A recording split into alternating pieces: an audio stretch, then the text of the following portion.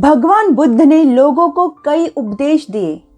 उन्होंने दुख, उसके कारण और निवारण के लिए अष्टांगिक मार्ग सुझाया। बुद्ध ने अपने एक उपदेश में वर्णन किया कि हर व्यक्ति की 4 पत्नियां होनी चाहिए। उन्होंने इस कथन को एक कहानी के माध्यम से बताया। एक नगर का राजा था जिसकी 4 पत्नियां थी। एक बार राजा अपनी चारों पत्नियों के साथ शिकार पर गया। घने जंगल को देख राजा को अपनी पत्नियों की चिंता होने लगी। तो राजा ने कहा, मेरी प्रियो, इसके आगे जाने में जोखिम हो सकता है। तुम यहीं रुको, मैं शिकार करके आता हूं। हाँ, यदि तुम्हें कुछ चाहिए तो मुझे बताओ, मैं अवश्य ले आऊंगा। यह सुन पहली पत्नी ने कहा, महाराज, मेरे लिए मीठे फल ले आएगा। दूसरी पत्नी ने कहा, जी महाराज, मेरे लिए भी फल ले आइएगा। तीसरी पत्नी ने कहा, जी मेरे लिए भी। चौथी पत्नी चुप रही। तब राजा ने पूछा, क्या तुम्हें कुछ नहीं चाहिए? नहीं महाराज, आप अपना ध्यान रखें और जल्दी लौट आए। राजा घने जंगल की ओर शिकार पर चले गए। चारों पत्नी राजा का इंतजार करने लगी। बहुत देर जब वह नहीं लौटे तो उन्होंने आगे बढ़कर राजा को ढूंढने का फैसला किया। कुछ दूर चलते चलते राजा के कराहने की आवाज सुनाई दी। चारों पत्नियां राजा के पास पहुंची। राजा एक पेड़ के नीचे लेटे थे। वह बहुत ही घबराए हुए थे।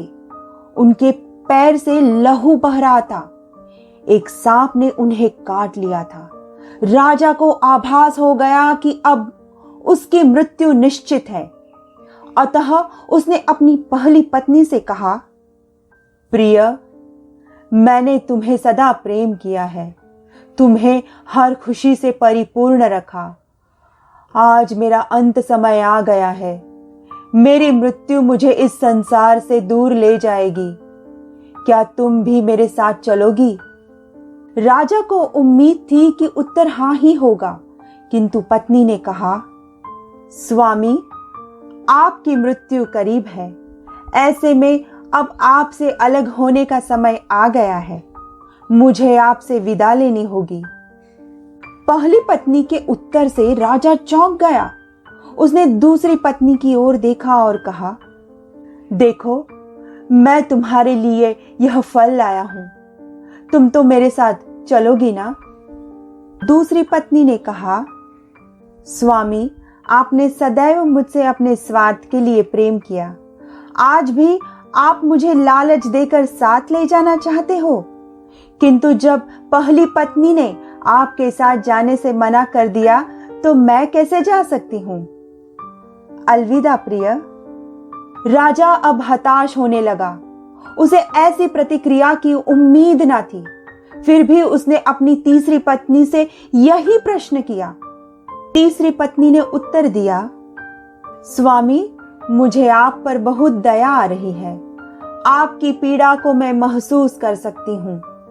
आपके जाने के पश्चात मेरा जीवन कठिन अवश्य हो जाएगा, किंतु मैं केवल अंतिम संस्कार तक आपके साथ रहूंगी।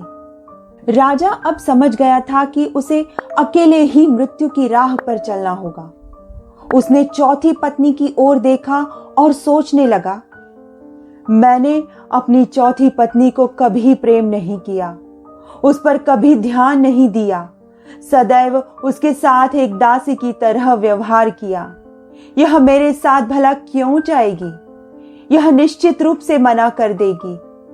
यह विचार करते हुए राजा ने फिर भी चौथी पत्नी से सवाल किया, क्या तुम मेरी इस पीड़ा की भागीदार बनना चाहोगी? क्या मृत्यु तक मेरे साथ चलोगी? चौथी पत्नी ने राजा के अनुरोध को स्वीकार किया और कहा, स्वामी, मैं आपके साथ अवश्य चलूंगी। आप जहां भी जाए मैं सदैव आपके साथ रहूंगी। मैंने आपके साथ रहने का संकल्प लिया हुआ है और यह मैं सदैव निभाती रहूंगी। गौतम बुद्ध की इस कहानी की यह 4 पत्नियां दरअसल 4 अवस्था हैं। गौतम बुद्ध ने कहानी का अंत करते हुए कहा, इस संसार में प्रत्येक पुरुष या महिला की 4 पत्नी या पति होते हैं। पहली पत्नी या साथी हमारा शरीर है, जिसे मनुष्य बहुत प्रेम करता है, सुंदर कपड़ों से उसे सजाता है, उसकी देखभाल करता है, किंतु क्या मृत्यु के पश्चात शरीर साथ जा सकता है? नहीं। इसी कारणवश कहानी में पहली पत्नी ने कहा था कि अब मुझे आपसे विदा लेनी होगी। शरीर अर्थात पहली पत्नी भी मृत्यु के समय मनुष्य को छोड़ देती है। दूसरी पत्नी होती है भाग्य, भौतिक वस्तुएं, धन संपत्ति, आभूषण, व्यवसाय इत्यादि, जिसका उपयोग मनुष्य केवल अपने स्वार्थ के लिए करता है, लालसा से उसे पाना चाहता है। इसीलिए कहानी में दूसरी पत्नी ने कहा था कि आपने मुझे केवल अपने स्वार्थ के लिए रखा। जिस तरह शरीर मृत्यु की सीमा नहीं लांघ सकता, उसी तरह सांसारिक मोह कैसे इसका सामना कर सकती है। बुद्ध ने तीसरी पत्नी की व्याख्या की, जिसका अर्थ मनुष्य के पारिवारिक रिश्तों से है, जिनके सुख दुख में खोकर वह जीवन भर उनके आराम को खोजता है, किंतु यह लोग भी मृत्यु के समय केवल अंतिम संस्कार तक साथ रहते हैं। जिस प्रकार तीसरी पत्नी ने अंतिम संस्कार तक साथ रहने का अनुसरण किया था। गौतम बुद्ध ने चौथी पत्नी का वर्णन मनुष्य के मन व चेतना से किया।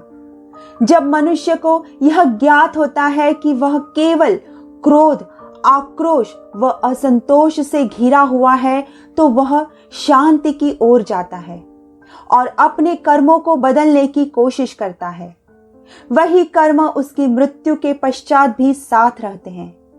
जैसे कहानी में चौथे पत्नी ने कहा था कि आप जहां भी जाए मैं सदैव आपके साथ रहूंगी। गौतम बुद्ध की इस कहानी का सार यही था कि मनुष्य हमेशा इन 4 अवस्थाओं से घिरा रहता है, किंतु मृत्यु के समय केवल कर्म ही साथ होते हैं।